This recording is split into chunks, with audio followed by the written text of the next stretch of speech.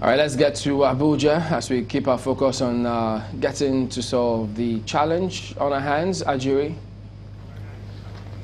Thank you very much, Chamberlain, and welcome to Abuja. Standing by with me are two gentlemen this morning, Mr. Dave Ogbole, who is both a farmer and a public affairs analyst, and Mr. Terver Akase, who is the Chief Press Secretary to the Benue State Governor, Dr. Samuel Ortom. You're very welcome to the program, gentlemen. Thank you very much, Ajuri. Thank you very much, Ajuri. It's good to be here. Let me start with you, Mr. Akase. Just yesterday, we had the Secretary General of the Mieti Allah Katohore Association, a group, and then we also had Mr. Engelzema, Baba Usman Engelzema from Makban, and during the course of the discourse, there were some allegations leveled against the Benue State Governor, Samuel Ortom, about an alleged plot against Mieti Allah, particularly Katohore, by the governor. What is your response to that?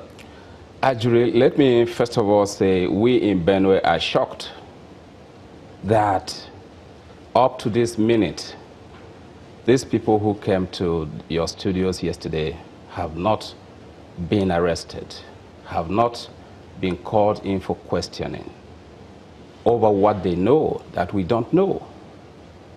These are people that Benue State has accused of being behind the killings in the state and perhaps elsewhere. Now, for them to be walking the streets and no security agency has deemed it necessary to invite them at least for questioning begs the question. I mean, we are disappointed that up to this day, Mieti Allah, especially Mieti Allah Kautahore, the leadership of that organization, has not been arrested. They have not been called in for questioning. Now, up to, I mean, getting to your question, is one of those things they have been saying.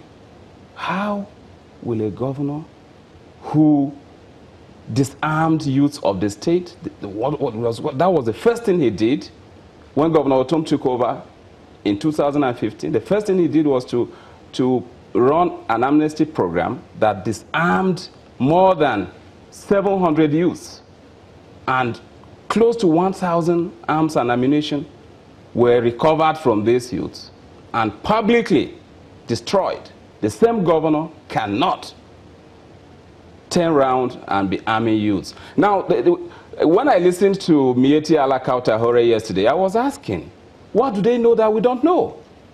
He claimed to be privy. He said he claimed that Teshaku, the leader of the livestock guards in Benue, who is in detention, has made confessional statements. And we were asking, how did he know? What does he know that we don't know?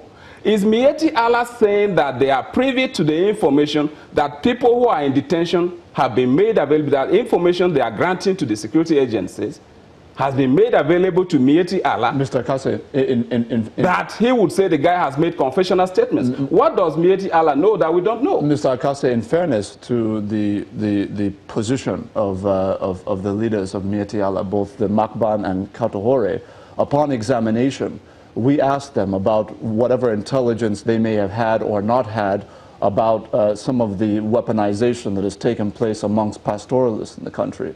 And their response was, of course, that they don't have any intelligence to that effect. Now, you have leveled accusations. The state government, the Benue state government, has leveled the accusation that they are behind the killings that we have seen. But, of course, it's still in the realm of accusation in the absence of evidence. So I want to ask you, is it also fair to demand that they should be invited for questioning or be detained or arrested on the basis of an accusation? They have claimed responsibility over these attacks many times. Remember that shortly after the law, the Open Grazing Prohibition and Ranches Establishment Law of Benue State was enacted, Mieti Allah Kautahore came out and threatened that Benue will know no peace until that law is set aside. They did this at the end of May. The law was enacted, was signed by the governor on May 22nd, and they gave a press conference on May 29 It was published on May 30. It's in the papers. The Nation and other newspapers carried it. Now, they said it is a fight, it is a struggle for the control of natural resources of the state and the Benue Valley in general.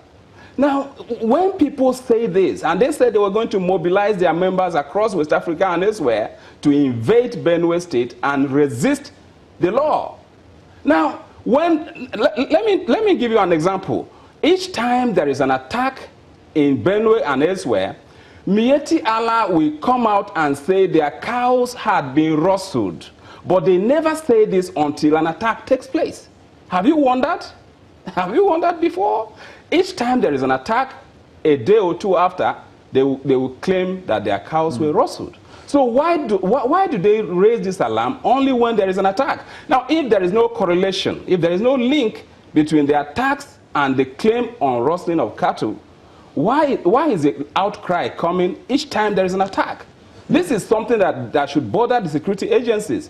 What do they know? What is the link? Mr. Akase, let me ask you, before we get to Mr. Ogbole, when issues have arisen in Benue State over the last several months, yes.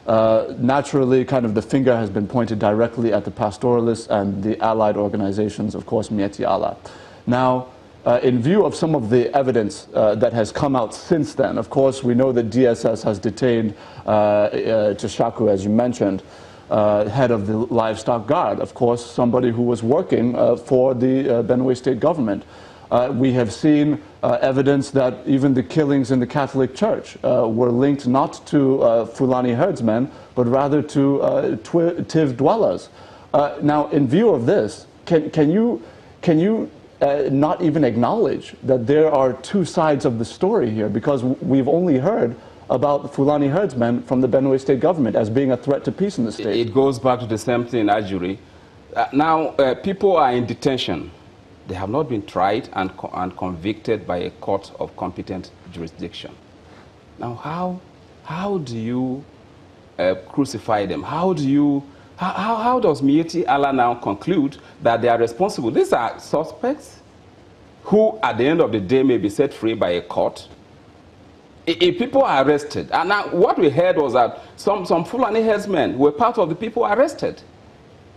So it is not for me to decide whether they are guilty or not until a court pronounces them otherwise or pronounces them guilty.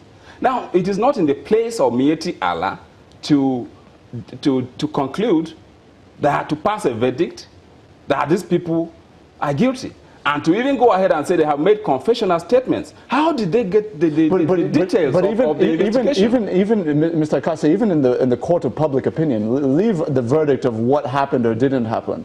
Is it not at least suspicious, you know, from the vantage point of Nigerians, that you have somebody who was working for the Benue State governor, has been detained by the Department of State Security over alleged insecurity in the state on issues that were previously being blamed on armed pastoralists? Is it not suspicious at all? Good question, Ajuri, good question. You see, Governor Samuel Otom is a transparent leader. He believes in due process. He believes in the rule of law. And the day these people were arrested, he said, look, if you are accused of something, you go and defend yourself. And he has been doing this since he became governor. Even some of his, he has relieved some of his appointees who were accused of wanting, recently one of them cleared himself in court. So that's the kind of governor that we have in Benue. If you are working for him, if you are accused of something, he doesn't shield you. He asks you, go and defend yourself. At the end of the day, the court may pronounce you free, innocent. So these people have been arrested. They have been accused. They have not been declared guilty by a court. So until that happens, we have taken Mieti Allah to court.